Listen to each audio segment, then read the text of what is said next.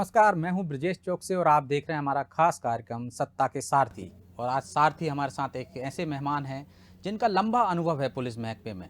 Intelligence department हो, चाहे field में तैनाती हो या अदर विभागों में, उनका लंबा अनुभव है और उसी अनुभव को हम यहाँ पर दर्शकों को दिखाएंगे और उनके पूरे जीवन पद्धति को समझने की कोशिश करेंगे कि वो इस नौकरी में आए तो क्यों आए, क्या लक्ष्य था और वो लक्ष्य हासिल कर पाए या नहीं कर पाए, क्या कठिनाइयाँ हैं, वो तमाम चीज़ें उन्हीं की जुबानी समझेंगे। तो आइए मुलाकात कीजिए 2018 बैच के आईपीएस अफसर संजय अग्रवाल जी से। तो संजय जी, बहुत बहुत स्वागत है आपका अनादि टीवी पर। नमस्कार। अनादि टीवी के सभी दर्शकों को मेरा प्यार भरा नमस्कार। और शुरुआत करेंगे सर शुरू से, आपके बचपन से। आपका बचपन कैसे बीता, स्कूलिंग कहाँ पर हुई, और इसके बाद हम सिलसिलेवार आगे बढ़ेंगे। चूँकि मेरे पिताजी शासकीय सेवा में थे तो मेरी स्कूलिंग बहुत सारे स्कूलों में हुई है और कई शहरों में हुई है। मैंने अपना ग्रेजुएशन जो है आयुर्वेद ग्रेजुएट हूँ मैंने शासकीय आयुर्वेद महाविद्यालय जो कि जीवाजी यूनिवर्सिटी ग्वालियर के तहत है, वहाँ से BAMS किया हुआ है। उसके बाद मैंने रेजिडेंट फिजिशियन रहा हूँ मैं 1 साल, और उसके बाद मैं वहाँ प्री PG टॉपर रहा हूँ। वहाँ मैंने MD कर रहा था मैं, तो MD के दौरान ही कुछ ऐसा हुआ कि मैंने MP स्टेट की सिविल सर्विसेज एग्ज़ाम क्वालिफाई किया और मैं अब यहाँ। तो आप वेद बनना चाहते थे, डॉक्टर बनना चाहते थे? मैं डॉक्टर ही हूँ। पुलिस में कैसे आ गए आप? मैंने स्कूल के दौरान NCC का C सर्टिफिकेट किया हुआ है, बहुत सारे all India trekking camps, all India camps में भाग लिया हुआ है। और चूँकि NCC का काम एक आर्मी के तहत बेस को तैयार करना होता है, तो आप कहिए कि सब कॉन्शियस माइंड में आपके एक खाकी वर्दी थी, तो जो मैंने पुलिस की सेवा ज्वाइन करने तो के बाद किसी से प्रभावित होकर आपने खाकी धारण किया है? देखिए, पुलिस की सेवा एक ऐसी है जो आदमी जब खाकी यूनिफॉर्म पहन लेता है या मिलिट्री यूनिफॉर्म पहन लेता है तो एक रोमांच उसमें अपने आप ही आ जाता है, और कहीं ना कहीं अपने आप ही आपके अवचेतन मन में किसी न किसी के प्रति आप रोमांचित, आप प्रेरित हो जाते हैं और आप उस सेवा में आ जाते हैं। आपने जो एजुकेशन की है उसका पुलिस में कुछ फ़ायदा हो रहा है या किसी का इलाज कर पा रहे हैं? देखिए, एजुकेशन का फ़ायदा तो हमेशा ही रहता है जी। और अगर मैं मेडिकल ग्रेजुएट तो वो मेरी आज भी मैं वैसा हूँ। पर चूँकि प्रैक्टिस करना एक इतना आसान काम नहीं होता, प्रैक्टिस एक लंबा अनुभव के बाद किसी मरीज का इलाज कर पाता है। अब पुलिस सेवा भी एक अपने आप में स्पेशलाइज्ड सेवाएं हैं जो कि कानून के तहत समाज का इलाज करती है। तो अब तो मैं ऐसा नहीं करता हूँ, पूरी तरह से 24 घंटे पुलिस की सेवा में ही रहता हूँ। आपने बहुत सारे स्कूलों में एजुकेशन की है, शिक्षा ली है, और आपकी पृष्ठभूमि भी जैसे कस्बे में हुई, विदिशा यदि एक कस्बा ही कहा जाए। तो जब आप पुलिस महकमे में आए, आपका चयन हुआ, पहली बार में ही चयन हो गया था, और घर वालों की क्या प्रतिक्रिया थी? जी, मेरा पहली बार में चयन हो गया था और घर वालों की स्वाभाविक रूप से प्रतिक्रिया अच्छी थी। और अब मैं चूँकि भारतीय पुलिस सेवा में हूँ तो ये भी एक मेरे लिए गौरवान्वित करने वाली बात है, मेरे दोस्तों के लिए, मेरे पेरेंट्स के लिए और मेरे खुद के लिए। तो ये एक अच्छी बात है। कभी और कोई कोशिश की थी क्या इससे पहले नौकरी में आने की? नहीं, मैंने कुछ भी कोशिश नहीं की। मैंने पहली और आखिरी कोशिश थी? पहली बार ही दिया था मैंने, पहली बार में दिया। तो पहली पोस्टिंग हुई होगी आपकी ट्रेनिंग के बाद? जी। वो पहली पोस्टिंग कहाँ थी और पहला केस कौन सा आया? मैं पहली पोस्टिंग मेरी भिंड में था मैं, और उस समय बहुत ज़्यादा दस्यु समस्याएं थी वहाँ पर और हम लगातार कहीं ना कहीं दबिश देते रहते थे। तो चूँकि मैं बिल्कुल, मेरा बैकग्राउंड अलग था और ये पुलिस का काम बहुत अलग था, तो बहुत सारे नए नए रोमांच और नई नई चीज़ें हमने सीखी हैं, और उन नई चीज़ों के साथ में आपका धीरे धीरे अनुभव बढ़ता जाता है। तो उस समय आपने क्या गलतियाँ की थी, अब वो समझ में आता है कि वो नहीं करना चाहिए थी। तो हम जब भी किसी को अपना हमारे प्रोफेशनल्स को हम बताते हैं तो वो चीज़ें हम ज़रूर बताते हैं कि देखिए, ऐसा है कि आप या तो खुद गिर के सीख लीजिए, ठोकर खा के सीख लीजिए, या दूसरे ने अगर ठोकर खाई है तो उसकी बातों से सीख लीजिए। तो जो भी आपको आसान लगता है और जो भी आपके फेवर में है वो आपके ऊपर। कभी डकैतों से आमना सामना हुआ? हाँ, मैं छतरपुर में भी था, जो लवकुश नगर कहलाता है, वहाँ भी बहुत AD है, और भिंड में तो था ही, बिल्कुल आमना सामना हुआ है। और एक बार तो ऐसा हुआ कि एक डकैत था छतरपुर में, वहाँ एक नदी है, कैन नदी। अब हमें पता है कि ये डकैत है, पर चूंकि अंधेरा है, अब हम बिल्कुल श्योर नहीं हो पा रहे हैं कि हमें फायर का आदेश देना है कि नहीं देना है। और चूंकि अब आज के दौर में पुलिस के पास बहुत सी समस्याएं होती हैं, हो सकता है कि जिसे हम डकैत समझ रहे हों वो एक ग्रामीण हो या उस समय डकैत नहीं आया हो, या डकैत ने कोई चाल चल दी हो और गांव वाले किसी को भेज दिया हो अपने आप को परखने के लिए, तो हमें अगर जब अपनी बहादुरी का परिचय देना है तो बहुत सोच समझ के देना। ऐसा नहीं है कि हमारे पास बंदूक है तो हम आँख बंद करके चला दें। जब तक हम बिल्कुल श्योर नहीं होते, हम इस प्रकार की कार्रवाई नहीं करते हैं और नहीं करना चाहिए।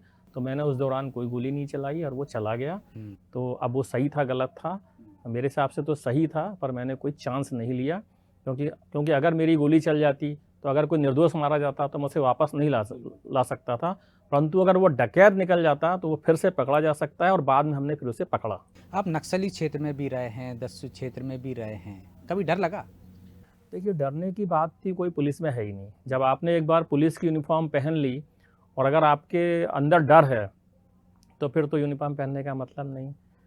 आपने यूनिफॉर्म पहनी है तो डर आपका अपने आप चला जाएगा, और आप जो भी काम करना चाहते हैं और अगर आपने सोच लिया तो बिल्कुल कर सकते हैं, कोई आपको रोकने वाला नहीं। मतलब वर्दी भी एक ताकत देती है?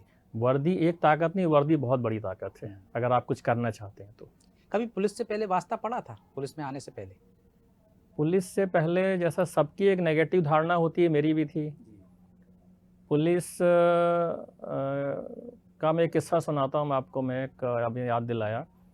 अगर पुलिस के कोई अच्छे काम होते हैं तो आदमी उसको बहुत दिनों तक याद रखता है, ज़िंदगी याद रखता है। एक मैं वहाँ था, छत्तीसगढ़ का एक कस्बा था पिथौरा। वहाँ हमारे मोहल्ले में पूरा व्यापारियों का मोहल्ला था, पूरा पैसे वालों का। तो एक बड़ी चोरी हुई। तो चोरी हुई, बरसात के समय थी, और मुझे ध्यान है, बहुत अच्छे से ध्यान है। मैं यही बताना चाह रहा हूँ कि आदमी कैसे पुलिस के अच्छे कामों को याद रखता है। चोरी हुई और चोर जो है ऊपर से कूदा होगा, नीचे बिजली के तार में फंस गया और वो गिर गया। उसका बहुत सारा सोना जो है, बहुत सारी चीज़ें नीचे गिर गई और वो घसीटता घसीटता कहीं गया। तो हम भी सुबह उठे और हम बच्चे थे। तो जब पुलिस आई, एक थानेदार साहब थे, अब मुझे नाम भी नहीं पता है और मुझे रैंक भी नहीं मालूम, पर थानेदार था वो, स्मार्ट सा थानेदार थे। और पीछे पीछे गए तो हम भी पीछे पीछे गए। तो बंदे ने एक 10-12 फीट ऊंची दीवार एकदम कूदी और पकड़ के लाया। तो हमें लगा क्या डेयरिंग है।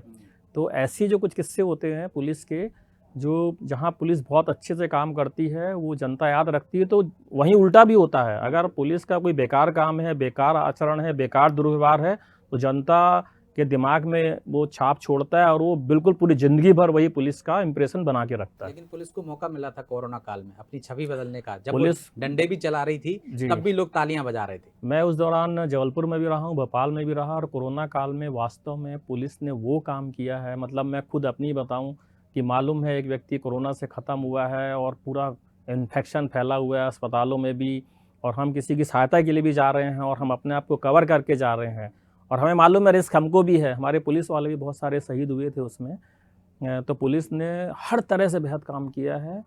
और खाली पुलिस नहीं थी, पुलिस के साथ बहुत सारे एनजीओ थे, पब्लिक के लोग थे, जो पुलिस और एनजीओ ने साथ में मिलकर काम किया है। और ये तो पूरे देश ने देखा है और पूरे देश ने प्रशंसा की है।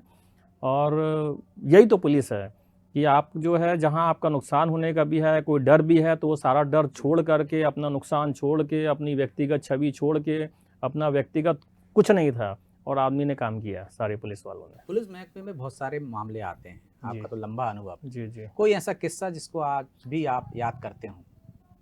बहुत सारी चीज़ें हैं, बहुत सारी चीज़ें हैं। कई बार ये होता है कि हम बहुत अच्छा करने निकलते हैं और वो नहीं होता, वो ख़राब हो जाता है। कई बार हमें लगता है कि अब ये बुरा हो गया, और वो बाद में पुलिस राजनेता है या हमारे सरकार है, वो प्रशंसा कर रही है तो कि आपने बहुत अच्छा कर दिया। तो ये चीज़ें होती हैं।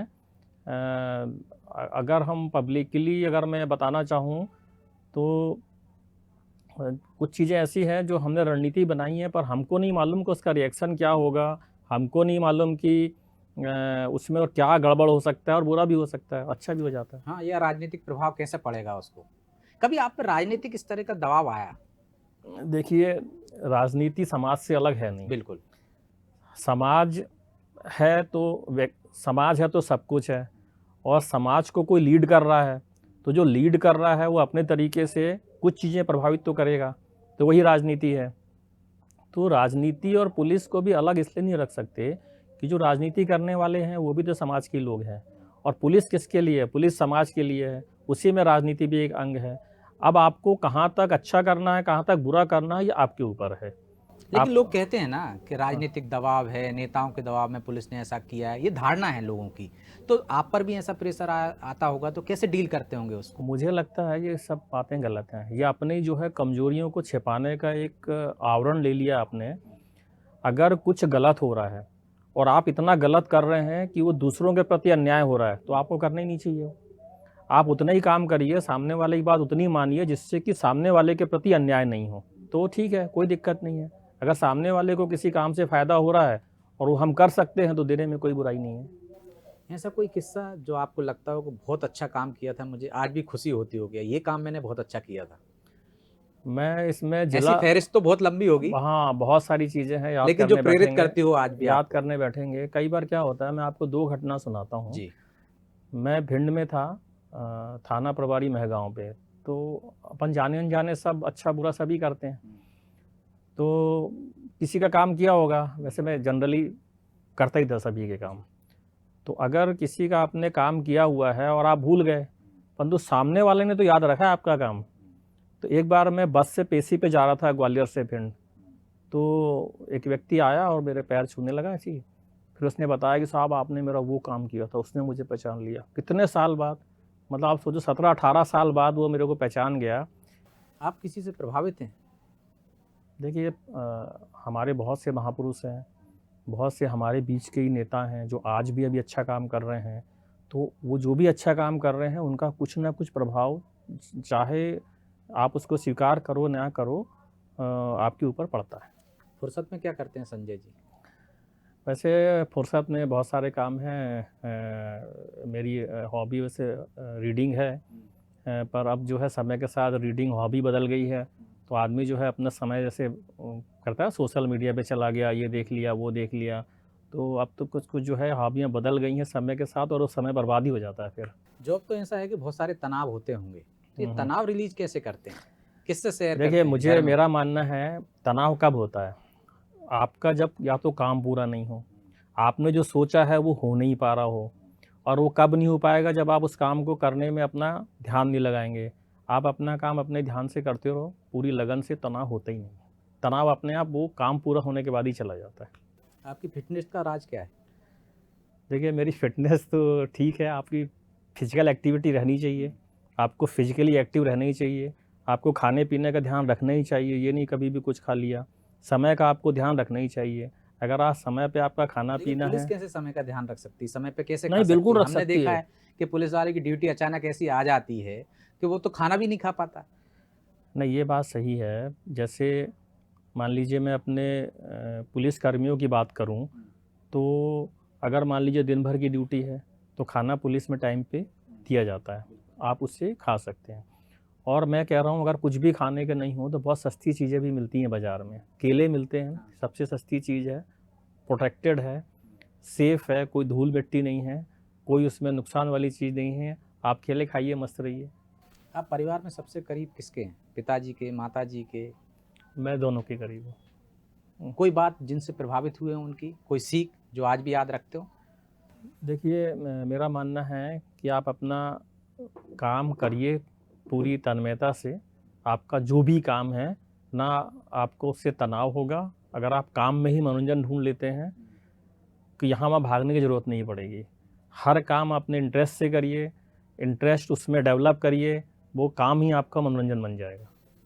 लेकिन हमें लगता है ना, कई बार हम कहते हैं कि ये पिताजी ने हमारे ये कहा था, ये उनका उद्देश्य था कि किसी को दुखी मत करना। ऐसी बहुत सारी सीखें रहती हैं, जो कोई माता-पिता ने कोई एक वो दी हो आपको सीख के बेटा पुलिस में हो लेकिन इसका ध्यान रखना, कि काजल हाँ, की कोठरी में हो, कहीं दाग ना लग जाए। अब वो जैसे कि अब जैसे मैं हॉस्टलर रहा हूँ काफ़ी लंबे समय तक, तो हॉस्टल में जो बुराइयाँ होती हैं, तो उससे बच के रहना भी एक बड़ी बात होती है।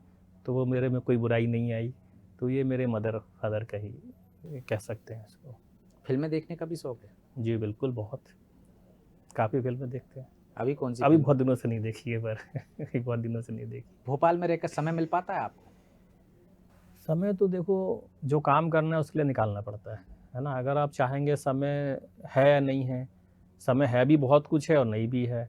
तो आपकी क्या प्रायोरिटीज़ हैं वो निश्चित करके आपको समय निकालना पड़ता है। जब पुलिस में आते हैं तो रिश्तेदार भी खुश होते हैं, दोस्त भी खुश होते हैं, परिवार वाले भी खुश होते हैं, तो लेकिन जब समय नहीं दे पाते तब इनकी नाराजगी भी होती है। वो कैसे नहीं मेंटेन तो करते हैं? पुलिस में रहने का सबसे बड़ा फ़ायदा आपके परिजन, आपके दोस्त, आपके पहचान वालों को ही होता है। पुलिस अधिकारी अपने लिए कभी कुछ नहीं कर पाता। अगर मान लीजिए कहीं कर्फ्यू लग जाए शहर में, तो आप तो बिज़ी हो गए, हैं? और आप मेरी पहचान के हो, तो आप मुझे फ़ोन करोगे, भाई मुझे निकलवा देना, स्टेशन जाना है। जैसे कोरोना काल में हुआ कि भैया मेरी गाड़ी आएगी, मेरा वो आएगा, उसको बता देना, वो शहर में एंट्री कर ले। भैया मेरे को ये जाना है, यहाँ भर्ती करा देना, या मेरी फलाना ये हो गया है, उसको ये करा देना, यार उस थाने में कोई पहचान का है क्या, मेरा ये काम है, ये करा देना। तो ये फ़ायदे तो होते हैं और ये फ़ायदे लेना भी चाहिए, कोई बुराई नहीं है। वो अगर कोई अगर कानून से हटके आप कर नहीं रहे हो ना, आपकी पहुंच है तो वहां तक हमारा आप ही पहुंचा काम रहे कर हो। रहे हैं, मेरा मानना है अगर व्यक्ति जहाँ पर है और अगर वो किसी के लिए कुछ कर सकता है, कुछ काम आ सकता है, तो क्या बुराई है आने में। जीवन संगनी का चयन कैसे हुआ? मेरी अरेंज्ड मैरिज है, मेरी वाइफ डॉक्टर है और वो यहाँ डिप्टी डायरेक्टर हेल्थ है भोपाल में ही, तो मेरी अरेंज मैरिज है, स्वजाति मैरिज है। तो अब क्या लक्ष्य है संजय जी का? अपनी नौकरी बहुत अच्छी से चलती रहे, हम जो चाहते हैं वो सब कर पाएँ। हमारे जो पुलिस विभाग के मुखिया का जो टारगेट है, हमारे मध्य प्रदेश शासन का जो पुलिस विभाग से अपेक्षा है, वो हम पूरी कर पाएँ। वैसे तो आपका नेचर ऐसा है, लेकिन फिर भी एक सवाल बनता है कि कभी आपको नहीं लगता है कि यार बहुत हो गया, इतनी लंबी नौकरी कर ली है, अब सुकून से कुछ करना है, अब हमने जो डिग्री ली है उससे लोगों का उपचार ही कर दें? नहीं, बात सही है, मेरा आयुर्वेद में पहले भी इंटरेस्ट था और अभी भी है और मेरी एमडी अधूरी पड़ी हुई है, तो बीच में मेरा प्लान भी था एमडी पूरी करने जाने का, पर वो नहीं कर पाया। फिर मैं इधर आईपीएस में इंडक्ट हो गया, तो उसके बाद अभी तो वहाँ से भी अनुमति नहीं मिली क्योंकि लंबा समय हो गया था छोड़े। तो है और इंटरेस्टिंग फील्ड है अपना आयुर्वेद। तो भविष्य में इसके लेकर कोई प्लानिंग है? रिटायरमेंट के बाद लोग अपने शौक पूरे करते हैं। अब मैं क्या बहुत ज़्यादा भविष्य की प्लानिंग तो बनाता नहीं, क्योंकि उस प्लानिंग का कोई फ़ायदा नहीं, भविष्य किसी ने नहीं देखा। तो अभी वर्तमान में जियो, वर्तमान में जो चल रहा है उसी को करो। एक कमिश्नर सिस्टम की बहुत बात होती है, आप जबलपुर में भी रहे, इंदौर में भी रहे, बड़े शहरों में भी रहे, भोपाल में है, कमिश्नर सिस्टम से क्या लगता है आपको, व्यवस्थाएं पहले से ज़्यादा दुरुस्त हुई हैं क्या? ये कमिश्नर सिस्टम में अब अगर मैं ओवरऑल तुलना करूं, चूँकि मैं भी अभी नया हूं, मैं अभी सिस्टम को परख रहा हूं, तो अभी मैं अभी से ज़्यादा कुछ कहने की स्थिति में हूँ नहीं। एक साइबर फ्रॉड के मामले ज़्यादा आ रहे हैं, इसके लिए पुलिस की तैयारियां चल रही हैं, क्या कभी ऐसा लगता है कि जो साइबर अपराधी हैं वो हमसे 2 कदम आगे हैं और हम पीछे हैं? मेरा मानना है कि साइबर अपराधी हमसे 2 कदम भले ही आगे हो सकते हैं, पर हम लोग, मैं एक कॉमन मैन की बात कर रहा हूँ, हमको इतना तो मालूम होना चाहिए कि हमें क्या नहीं करना है। अब मान लीजिए बहुत छोटी छोटी सी बातें हैं, कई ऐसे पढ़े लिखे लोग हैं जो बेवकूफ़ बन रहे हैं, उनके साइबर फ्रॉड के शिकार हो रहे हैं।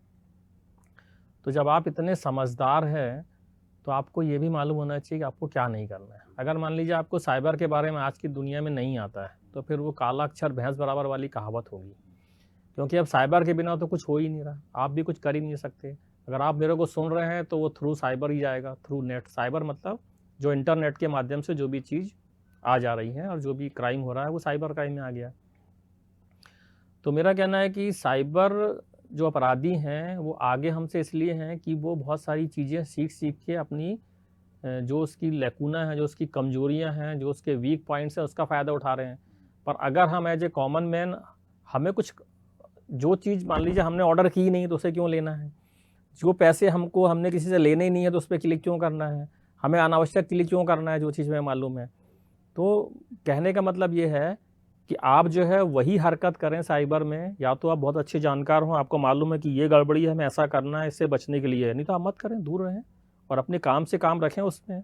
अगर मान लीजिए आप नेट बैंकिंग कर रहे हैं तो आपको मालूम है मुझे नेट बैंकिंग में ऐसे आईडी पासवर्ड करना है, मुझे ओटीपी नहीं देना है, या आप किसी मोबाइल ऐप पे हैं तो आपको क्या क्या करना है, क्या नहीं करना है। ये छोटी छोटी बातें अगर आप जान जाएँ तो कोई साइबर अपराधी कितना भी आगे हो जाए वो आपको बेवकूफ़ नहीं बना सकता। यदि मैं संजय जी से पूछूं तो उनकी 5 खूबियां क्या हैं और 5 कमियां क्या हैं, तो क्या बताएंगे? मेरी ना कमियां ये है कि अगर मैं झूठ बोलना चाहूँ ना तो मेरा झूठ पकड़ा जाएगा, क्योंकि झूठ बोलने का एक आदमी होता है ना, अभ्यस्त हो चेहरे जाता पे है। पता चल जाता है। हाँ, तो वो मैं हूँ नहीं। हम्म। चालाकी मुझसे बनती नहीं, कोशिश करता हूँ क्योंकि आज की दुनिया में पुलिस में कुछ रह के चीज़ें बिना चालाकी के कैसे काम चलता है? नहीं, बिल्कुल चलता है। हम्म। अगर आप अपना काम सही तरीके से कर रहे हैं, रास्ता एक सीधा भी होता है, टेढ़ा मेढ़ा भी बिल्कुल। होता है। सीधे रास्ते भी मंजिल की तरफ जाते हैं लेकिन और अपराधी तक पहुंचने के लिए तो टेढ़े रास्तों का अपनाना पड़ता है। हाँ, ये तो है। देखिए, जैसा आदमी है वैसा अगर आप भेष नहीं बदलोगे तो फिर हम्म। काम नहीं होगा। अगर अपराधी को पकड़ना है तो कुछ तो आपको तरीके वो करने पड़ेंगे जिससे कि अपराधी को पकड़ पाएँ, वो तो है। सही बात है। सिर्फ 2 कमियां हैं आप में। नहीं, वैसे कमियां है कि कई बार मैं जो जो वातावरण अपन पसंद नहीं करते उसमें घुल-मिल भी नहीं पाते हैं, तो वहाँ तो हमारा सीधा सिद्धांत ये है कि जो हमें पसंद नहीं है वहाँ जाना ही क्यों है ना? उस गली में हम जाते ही नहीं हैं। तो इसलिए हमारी फिर वो नापसंदगी जो है कोई मैटर नहीं करती। और आदमी की कुछ इमोशनल वीकनेस भी होती हैं, तो थोड़ा-सा कोशिश करता हूँ भावनाओं में ना बहें। तो इमोशनल कमज़ोरी तो है कि सामने वाले पे जल्दी विश्वास कर लेते हैं आप, है ना? सामने वाले की बात पे जल्दी आ जाते हैं, हैं? हाँ, मगर एक इतना मेरी में खूबी है, अगर मेरे लिए किसी ने कुछ भी किया है, थोड़ा भी किया है और मुझे जब भी मौका मिलता है, तो मैं उसके लिए उससे 10 गुना करने को तैयार रहता हूँ। ये एहसान मेरी किसी का नहीं रखते। इसको एहसान नहीं कह सकते। जी। इसको मैं एहसान नहीं कह रहा हूँ, बल्कि अगर मेरे लिए कोई कुछ कर रहा है, तो वो तो उसने किया, उसका तो आप बदला थोड़ी चुका सकते हैं, क्योंकि वो तो आपके मौके पे किया। परंतु अगर आप उसके काम कुछ आ सकते हैं, अगर आप उसको भूल गए उस चीज़ को, तो आप एहसान फरामोश हुए। मतलब उसके एहसान को आपको याद रखना है और मौका पड़ने आपको पर डर किस चीज से लगता है? डर वैसे तो मुझे किसी से नहीं लगता। किसी से भी डर नहीं लगता। नहीं। अच्छा, जो नए युवा पुलिस महकमे में आना चाहते हैं, उनके लिए आपका क्या संदेश है? देखिए, पुलिस की पिक्चरों को देख के ना वहाँ से प्रेरित नहीं होइए। फिल्मी पुलिस और असली पुलिस, इसमें ज़मीन और आसमान का अंतर है। तो आप जो सिंघम वाली पुलिस देखते हैं ना, पुलिस वो नहीं होती। पुलिस चलती है कानून के हिसाब से, जो जिस देश का जैसा कानून है। अगर मान लीजिए कोई किसी देश में अरेस्ट करने के कुछ तरीके हैं, कानून से चलने के कुछ तरीके हैं पुलिस के, तो वो उस तरीके से काम करेगी। अगर अमेरिका में पुलिस को ऐसा बताया कि ऐसा करना है, तो वो उसके लिए सही है। हमारे यहाँ ऐसा बताया गया तो ऐसे सही है। वो मैं ये इंगित करना चाह रहा हूँ कि डिजिटल अरेस्ट जो है ऐसी पुलिस कोई करती नहीं है ना? और जैसा आप फिल्मों में देखते हैं कि ट्रायल होता है, वैसा ट्रायल भी नहीं होता। तो आप असली पुलिस के साथ रहिए, असली पुलिस के जो हीरो है उनसे प्रेरित होइए और फिर पुलिस में आइए। तो आपने डिजिटल अरेस्ट की बात की है, हमने देखा इसमें पढ़े लिखे लोग हाँ, बिल्कुल। फंस रहे हैं। हाँ, इसके हाँ। पीछे क्या वजह देखते हैं? क्या ये उनमें कोई डर है? क्या कुछ मुझे गलत तो किया है इसलिए फंस जाते हैं? बस आप सही कह रहे हो। मतलब आदमी को खुद को डर है कि यार मैंने कुछ गलत किया। अरे जब आपको मालूम है आपने कुछ गलत ही नहीं किया, तो आपको डरना क्यों है? सही पुलिस भी खड़ी हो जाए आपके सामने, फिर नकली पुलिस से डर रहे हैं आप। तो सही कह पुलिस रहे हो। की एक वजह ये भी हो सकती है ना, पुलिस का इतना खौफ है कि उसकी जो छवि बनी हुई है, तो उस छवि से भी डर जाते हैं। इसको बदलने के लिए प्रयास नहीं किया पुलिस ने कभी? देखिए, पुलिस का खौफ जो है, पुलिस की छवि ऐसी तो नहीं है। मध्य प्रदेश पुलिस की ऐसी तो नहीं है। मध्य प्रदेश पुलिस में आपकी बाल मित्र पुलिस भी है। वो पुलिस भी है थानों में, जिसमें हमारा बाल पुलिस है, जो कि यूनिफॉर्म में नहीं रहती, बच्चों के साथ काम करती है। वो पुलिस भी है जो महिलाओं के साथ और हमारी छोटी बच्चियों के साथ जो अपराध होते हैं उनके साथ डील करती है और अपराध को कम करने के लिए, अपराध लिखने के लिए, अपराध की विवेचना में साथ में रहती है।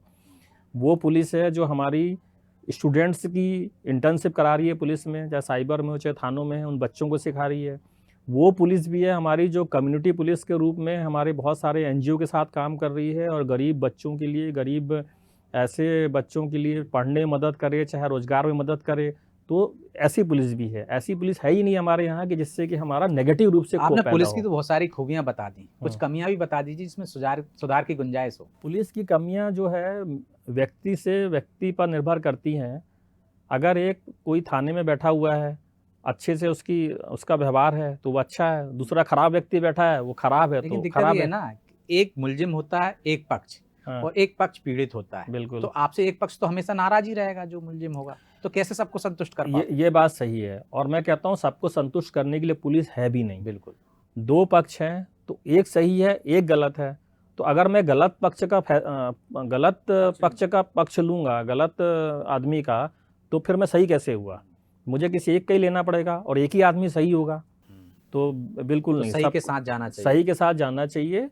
और ये तो कोई मतलब ही नहीं हुआ कि सबको खुश रखना है। बिल्कुल। सबको खुश नहीं करना, हमें जो है सही आदमी की सही मदद करनी है। तो बहुत बहुत धन्यवाद संजय जी। तो ये थे संजय कुमार अग्रवाल, जिन्होंने कहा कि मैं किसी से डरता नहीं हूँ। उन्होंने ये भी कहा कि यदि आप पुलिस में आना चाहते हैं तो दबंग और सिंघम जैसी फिल्मों से प्रभावित मत होइए, क्योंकि फिल्में अलग तरीके से बनती हैं और असल ज़िंदगी में पुलिस अलग तरीके से होती है। और पुलिस में यदि आप हैं तो आपको सबको संतुष्ट करने की ज़रूरत नहीं है, आप पीड़ित के पक्ष में खड़े रहिए। तो अगली बार ऐसी ही किसी शख्सियत से फिर आपको रूबरू कराएंगे। तब तक के लिए मुझे दीजिए इजाज़त और आप देखते रहिए अनादि टीवी। नमस्कार।